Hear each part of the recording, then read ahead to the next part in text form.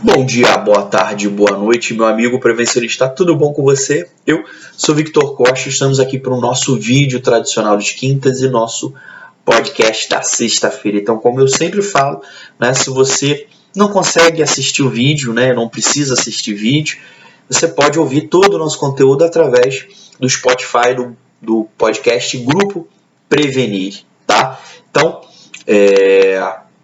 fique à vontade, tá? E hoje eu quero perguntar para você até onde você vai na sua análise e investigação de acidente.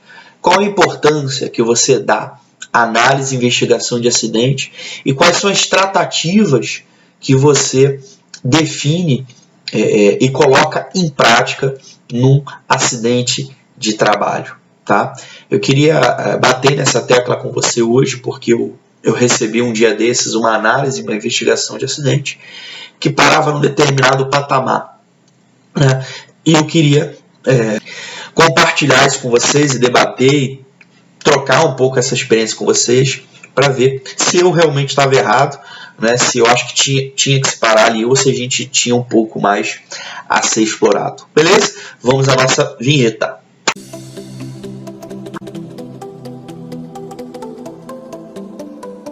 Beleza, galera? Então, já que você está aqui, né, passou pela vinheta, está interessado no assunto de hoje, quer falar sobre a questão de análise, de investigação de acidente de trabalho, antes disso eu queria pedir o nosso favor nessa relação que a gente tem de reciprocidade, né, onde eu trago um conteúdo, né, que a gente entende ser um conteúdo relevante, de qualidade dentro da área de segurança e saúde do trabalho.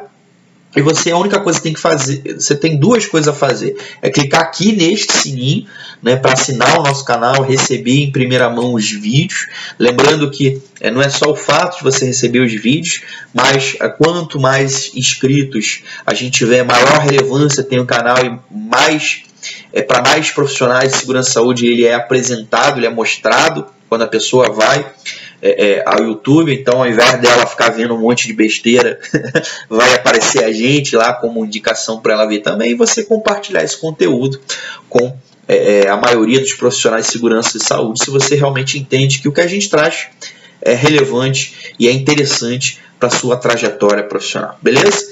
Então, como eu falei inicialmente, eu recebi um dia desse uma análise de investigação de acidente. O acidente era o seguinte: um trabalhador circulava numa determinada área, né, e em função de um rompimento de uma mangueira que alimentava cimento para dentro de um sistema específico, essa mangueira se rompeu, houve a projeção de cimento, esse trabalhador estava circulando em determinada área, né, e esse material de cimento ele atingiu a vista do trabalhador, né, e o trabalhador queimou tendo uma queimadura química, né, na vista, né? Eu não lembro agora se foi superficial, se chegou a atingir a córnea, não sei. A princípio não foi nada muito sério, né? Acho que ele ficou afastado uns 2 dias e voltou a trabalhar em seguida, tá? Poderia ter sido alguma coisa pior. Eu mesmo, na infância, eu recebi um tiro de atiradeira no olho esquerdo e eu fiquei aí uns 6 meses enxergando de um olho só, então realmente é muito complicado, né? Eu já vivi essa experiência de ter que fazer uma lavagem, tirar as coisas, limpar o olho com cotonete, então é uma experiência que eu realmente não desejo para ninguém. E peguei a análise de investigação de acidente, fui olhar com calma, entender. Aí a análise parava o seguinte, né, motivo do acidente, né, do acidente. O trabalhador não usava o óculos de segurança. Esse era o motivo principal do acidente e ações a serem realizadas, né? Orientar o trabalhador o uso do óculos, fazer um DDS com o pessoal ali da equipe, né? E, se eu não me engano, mudar o tipo de óculos, porque na época o técnico comentou comigo, não, Vitor, eu acho que o óculos que a gente entrega aqui, pelo tipo de acidente, não teria sido apropriado, né? Então ele mudou o modelo do óculos para um óculos mais fechado, né? Mas o fato, se o trabalhador estava sem óculos, a gente também não sabe se efetivamente o óculos que era distribuído anteriormente realmente teria evitado o problema. Mas eu aumentei a abrangência dessa análise, né? E a primeira pergunta que eu fiz foi, beleza, a área que ele circulava realmente era identificada, sinalizada e orientada aos trabalhadores a questão do uso obrigatório do óculos? Porque muitas das vezes, o cara não estava de óculos, mas realmente ele sabia que ele precisava estar de óculos dentro daquela área, porque a gente sabe que em determinadas empresas a gente tem áreas que você tem obrigação e áreas que você não precisa, né? E ele comentou comigo, não, Vitor, ali realmente não tinha nada específico, não tinha nenhuma placa. Eu falei, então, a primeira coisa que você tem que fazer, antes de tudo, como profissional da área de segurança e saúde do trabalho, é reavaliar o cenário, fazer uma nova análise de risco e identificar se aquele risco realmente era presente, se não tinha sido presente, você tem que refazer todo o seu planejamento. E a questão de sinalização, treinamento, chamar não só o pessoal do setor, mas todos os envolvidos que circulam pelo setor, alertando a necessidade do óculos de segurança naquele perímetro, definir ele como obrigatório, fornecer, treinar e cobrar. Esse é o primeiro cenário, né? Porque eu preciso entender porque o trabalhador não estava usando óculos. Porque se ele não estava usando óculos porque ele não achou que não precisava, que não queria, é uma falta de percepção de risco dele. Se ele não usava porque ninguém nunca cobrou, porque ele nunca foi alertado da necessidade, é uma falta de visão, percepção de risco das lideranças do profissional de segurança que impactou nele. Se ele não usava de repente porque o óculos embaçava com frequência, estava muito arranhado, ou não era condizente com a atividade, ele não usava por um erro de especificação técnica, né? Se ele não usava porque tinha quebrado e ninguém tinha dado outro, né?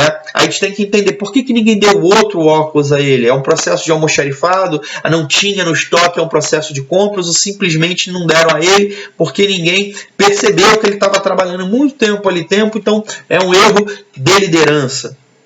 Certo? A outra coisa, a gente falou da questão do caminhão, né, do rompimento da mangueira. Será que aquele caminhão foi vistoriado previamente, analisado as condições da mangueira para garantir que aquele rompimento não ocorresse? Né? É claro que o fato, muitas das vezes, por mais que você faça um checklist, às vezes você pode ter um problema durante a operação mesmo, um checklist todo em dia. Mas fazer uma avaliação prévia do equipamento, do caminhão, dos dispositivos, do acessório, para tentar garantir que não aconteça nada de surpresa, é muito interessante, muito relevante. E outra coisa, se você tem uma área ali de operação com um sistema em pressão, você delimitou uma área específica para que profissionais não envolvidos no processo não tivessem acesso a esse risco desnecessário num caso de possível rompimento desta mangueira. Mais um caso, será que a mangueira tinha aquele dispositivo, aquele chicote que liga ela na parte do equipamento para, num caso de rompimento, ela não ficar chicoteando e ela ficar presa ao equipamento? Então, você tem uma série de fatores a serem analisados nesse sistema, além do óculos de segurança. Eu vejo, infelizmente, muitas análises e investigações superficiais que a maioria são causadas justificando a responsabilidade total e integral do trabalhador, do funcionário.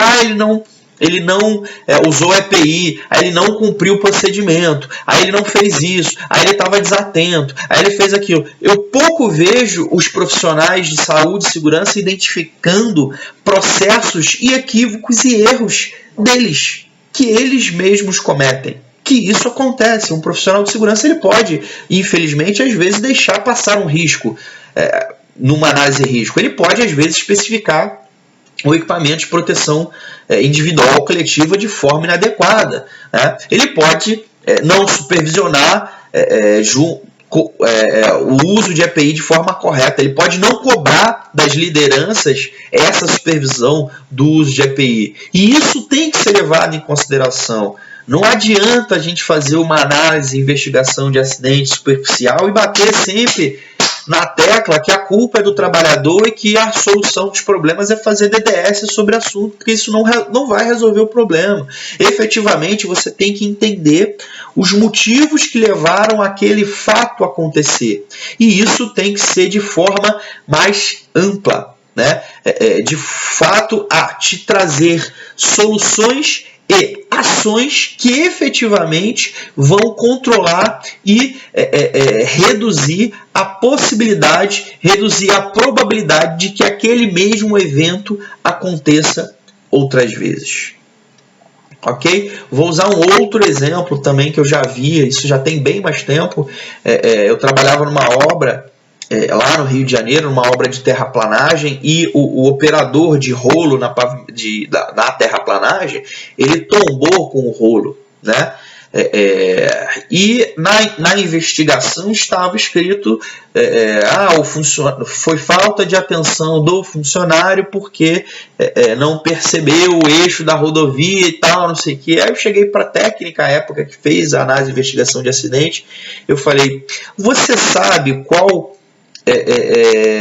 o eixo do rolo ele pode chegar no eixo da rodovia, ali no desnível, até quanto da máquina ele pode chegar para garantir que aquela máquina não vá tombar?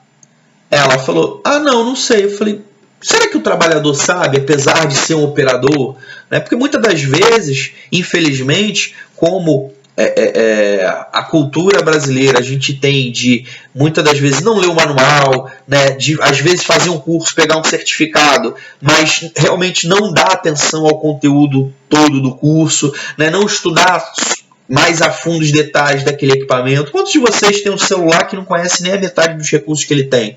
Né? Será que o operador que está naquela máquina, mesmo trabalhando há 5 a 10 anos, ele conhece todos os riscos, conhece todos os limites, conhece todos os aspectos do equipamento? Será realmente? Eu acho que isso tem que ser questionado em algumas vezes. Certo? E se ele conhece, eu acho que você, como profissional de segurança, você tem muito que aprender com ele, conversar, bater papo. Vem cá, qual é o risco maior que você tem na profissão? O que você acha disso? O que você acha daquilo?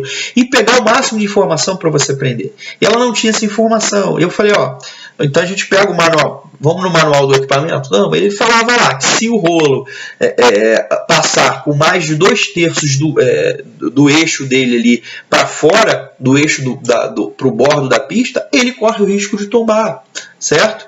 E você analisa, você controla um processo e você não conhece efetivamente o processo. Então a primeira coisa que a gente precisa realmente fazer, até numa análise e investigação de acidente, é conhecer efetivamente o processo para ver se todas as medidas de controle, se todas as barreiras para evitar o acidente realmente foram tomadas e foram identificadas durante o processo da tarefa.